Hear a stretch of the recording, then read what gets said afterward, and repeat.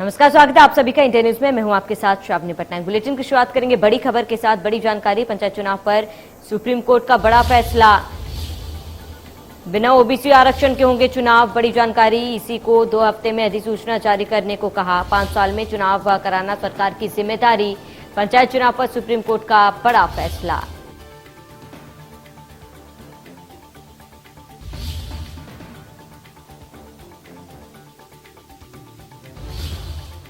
को बता रहे हैं इस वक्त की बड़ी जानकारी। बिना ओबीसी आरक्षण के अब चुनाव होंगे। इलेक्शन कमीशन को 2 हफ्ते में अधिसूचना जारी करने को कहा गया। 5 साल में चुनाव कराना सरकार की जिम्मेदारी। ट्रिपल टेस्ट के लिए और समय नहीं दिया जा सकता। तो बड़ी जानकारी आपको बता दें, सुप्रीम कोर्ट के फैसले पर सीएम शिवराज का बड़ा बयान सामने आया है। और शिवराज, आपको बता दें कि सीएम शिवराज ने साफ कहा है कि रिव्यू पिटीशन इस पर दायर की जाएगी। बड़ी जानकारी, अहम खबर आपको बता रहे हैं, ट्रिपल टेस्ट के लिए और समय नहीं दिया जा सकता। सीएम, आपको बता दें, सीएम शिवराज सिंह चौहान ने इस पर बयान दिया है कि इस पर अब रिव्यू पिटीशन दिया जाएगा। अभी माननीय सर्वोच्च न्यायालय का फैसला आया है, विस्तृत अध्ययन अभी ऐसा मत करो, ढंग से बोलो, करो ना।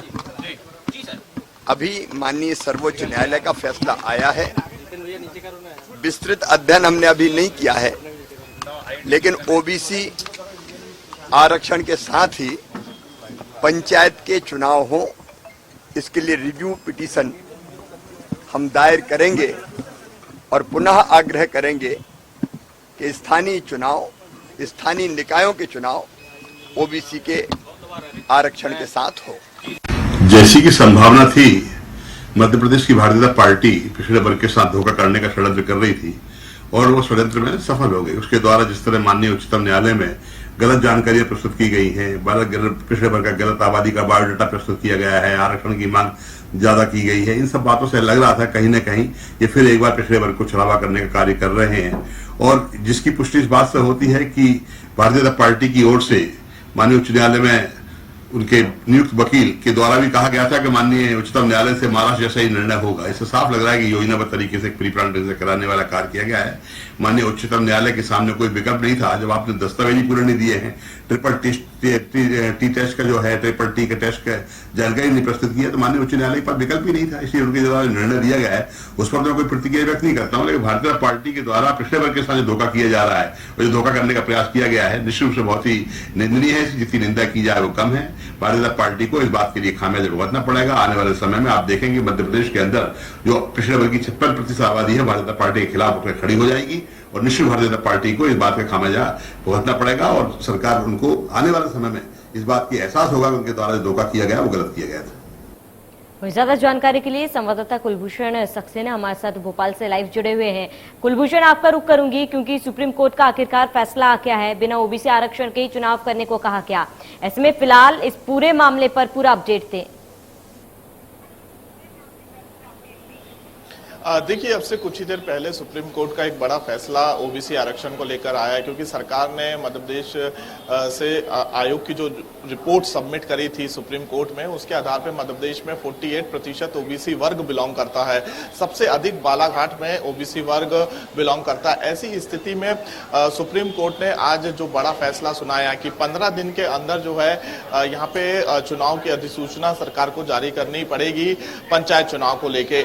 लेकिन जब इस विषय पर हमने मुख्यमंत्री शिवराज सिंह चौहान से चर्चा की, सबसे पहले वो प्रदेश बीजेपी कार्यालय पहुंचे और प्रदेश बीजेपी कार्यालय में तमाम जो वरिष्ठ नेता बैठे हुए हैं मुख्यमंत्री के साथ, प्रदेश अध्यक्ष बीडी शर्मा सहित मुरलीधर राव, नरोत्तम मिश्रा, तमाम नेताओं की पहले एक बंद कमरे में बैठक हुई और उसके बाद उन्होंने जो सुप्रीम कोर्ट के अधिवक्ता हैं उनसे बातचीत की। उनका साफ तौर पर यही कहना है कि सर्वोच्च न्यायालय में मॉडिफिकेशन को लेकर वो जो है सुप्रीम कोर्ट से आग्रह करेंगे कि जो पंचायत चुनाव है वो आरक्षण के साथ हो। मध्य प्रदेश में 27% आरक्षण के साथ जो है पंचायत चुनाव कराने की बात यहां पर मुख्यमंत्री शिवराज सिंह चौहान करते हुए नजर आ रहे हैं। अब देखने वाली बात होगी, क्योंकि जब सुप्रीम कोर्ट के वरिष्ठ अधिवक्ताओं की चर्चा हुई है, फोन पर बातचीत हुई है, तो उसके बाद जो है सुप्रीम कोर्ट अब सरकार जाएगी और एक बार फिर से उनसे आग्रह करेगी मॉडिफिकेशन के जरिए कि आरक्षण के साथ ही जो है मध्य प्रदेश में पंचायत चुनाव होने चाहिए। यहाँ पर जो बात कही जा रही थी कि 12 दिन के अंदर जो है अधिसूचना सरकार को जारी करनी है। लेकिन अब फिलहाल अभी आगरा एक और रास्ता खुला हुआ है और यहाँ पे लगातार जो है आरोप प्रत्यारोप का दौर शुरू हो चुका है। सीधे तौर पे बीजेपी ने ये आरोप लगाया है कांग्रेस पे कि कांग्रेस नहीं चाहती कि मध्य प्रदेश में ओबीसी वर्ग को आरक्षण मिले, ओबीसी वर्ग के साथ चुनाव हो। अब ऐसी स्थिति में देखने वाली बात होगी कि जब सुप्रीम कोर्ट सरकार पहुंचेगी, आग्रह करेगी कि मॉडिफिकेशन के जरिए जो है मध्य प्रदेश में 27% आरक्षण के साथ ही चुनाव हो, तो सुप्रीम कोर्ट का क्या रुख होता है, क्या फैसला होता है।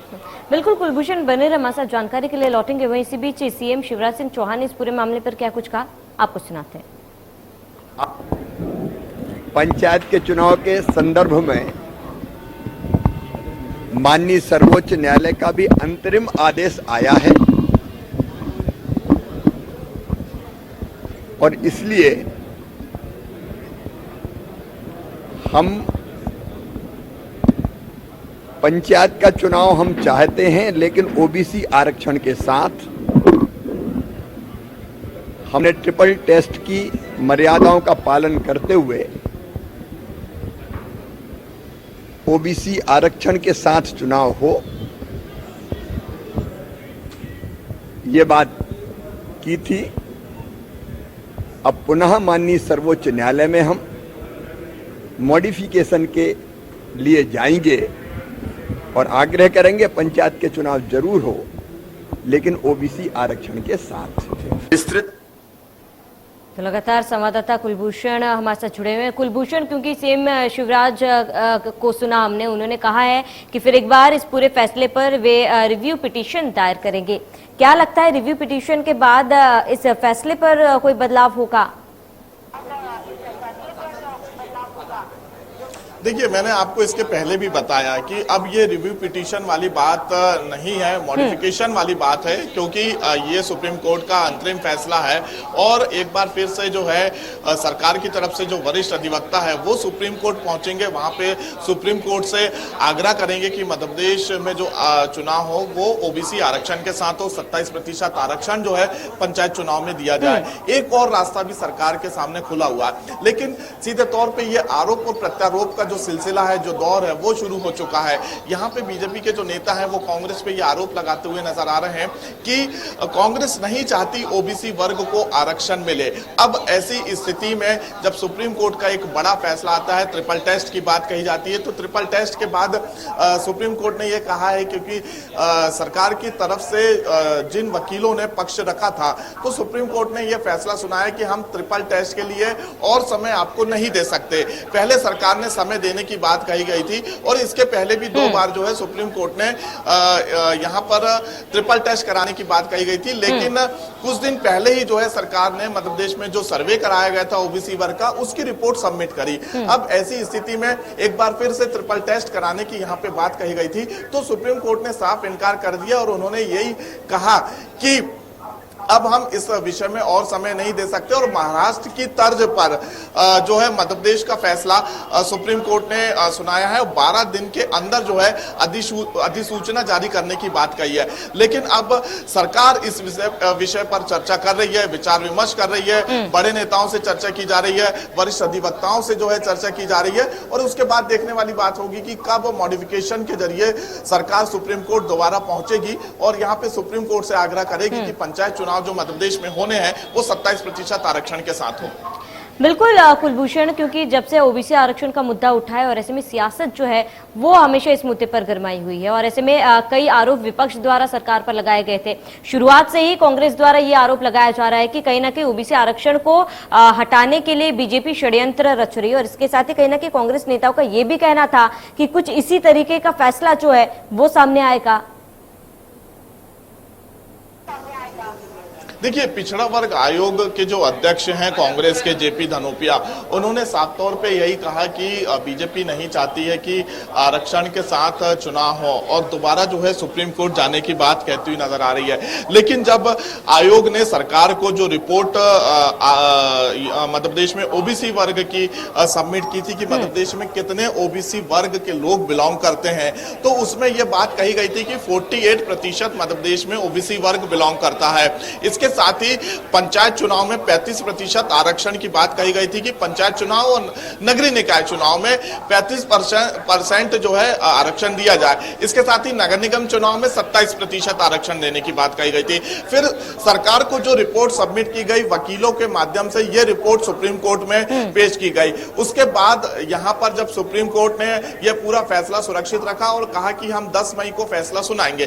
जब 10 मई आज सुप्रीम कोर्ट अपना फैसला सुनाती है तो सबसे पहले जो सरकार के पक्ष के साथ जो वकील खड़े हुए थे उन्होंने ये चर्चा की कि जो ट्रिपल टेस्ट होता है उसके लिए हमें और समय दिया जाए। तो सुप्रीम कोर्ट ने यही कहा कि हम आपको और समय नहीं दे सकते हैं। अब ऐसी स्थिति में जो महाराष्ट्र का फैसला सुप्रीम कोर्ट ने सुनाया था वही मध्य प्रदेश में सुनाया कि आपको 12 दिन के अंदर जो है अधिसूचना जारी करनी होगी और इस अधिसूचना के साथ ही मध्य प्रदेश में पंचायत चुनाव कराने होंगे।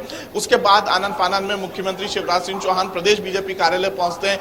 यहाँ पे सभी नेताओं से चर्चा की जाती है, सुप्रीम कोर्ट के वकीलों से फोन पर चर्चा की जाती है और उसके बाद क्योंकि सुप्रीम कोर्ट का ये अंतरिम फैसला है, अब ऐसी स्थिति में जो मॉडिफिकेशन के जरिए सुप्रीम कोर्ट से यह दोबारा आग्रह किया जाएगा कि मध्य प्रदेश में 48% ओबीसी वर्ग बिलोंग करता है, तो ऐसी स्थिति में ओबीसी आरक्षण के साथ ही मध्य प्रदेश में जो है पंचायत चुनाव कराए जाए।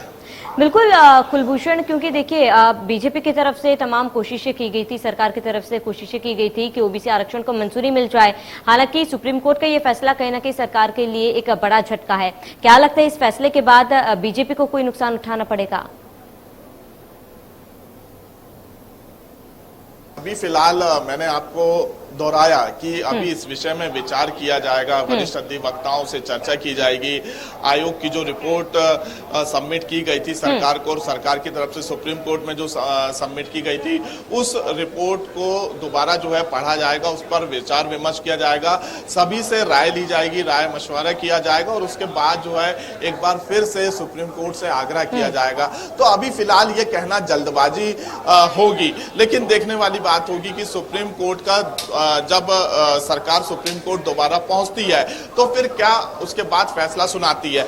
लेकिन फिलहाल जो है आरोप प्रत्यारोप बीजेपी कांग्रेस की तरफ से यहाँ पे बयानबाजी एक बार फिर से शुरू हो चुकी है, जहां कांग्रेस लगातार ये कहती नजर आ रही कि मध्य प्रदेश में चुनाव होने चाहिए, आरक्षण के साथ होने चाहिए, लेकिन बीजेपी उन पर कांग्रेस पे ये आरोप लगा रही है कि कांग्रेस नहीं चाहती कि मध्य प्रदेश में ओबीसी आरक्षण के साथ चुनाव हो। फिलहाल अभी इस विषय में सुप्रीम कोर्ट के जो अधिवक्ता हैं उनसे चर्चा की जाएगी और उसके बाद ही सरकार आगे कुछ फैसला लेगी। बिल्कुल कुलभूषण, क्योंकि जिस तरीके से आप बता रहे कि आगे सरकार द्वारा ये जो पूरा मुद्दा है उसको मॉडिफाई करके फिर एक बार सुप्रीम कोर्ट के पास जाएंगे, किस तरीके से इसको मॉडिफाई किया जाएगा, इसको लेकर कोई जानकारी? बिल्कुल हमारे साथ इस विषय में सर यहाँ पे अभी फिलहाल जो तमाम मंत्री हैं बीजेपी के नेता हैं, क्योंकि मुख्यमंत्री ने अपनी बात रखी है तो कहीं ना कहीं वो अभी ओबीसी आरक्षण मामले में बयान देने से बचते हुए नजर आ रहे हैं। अभी सरकार फैसला करेगी और उसके बाद जो है अधिवक्ताओं से चर्चा करने के बाद ही अगला स्टेप सरकार का क्या होगा इस विषय पर जो है विचार विमर्श किया जाएगा। बिल्कुल आखिरी फैसले के लिए ऐसे में कुलभूषण समय है, लेकिन अगर 2023 के चुनाव की बात की जाए, जिस तरीके से सुप्रीम कोर्ट की तरफ से फैसला साफ कर दिया गया है, ऐसे में पंचायत चुनाव को लेकर अब बिना ओबीसी आरक्षण के चुनाव होगा, तो क्या इसका असर कहीं ना कहीं 2023 के चुनाव में भी पड़ेगा?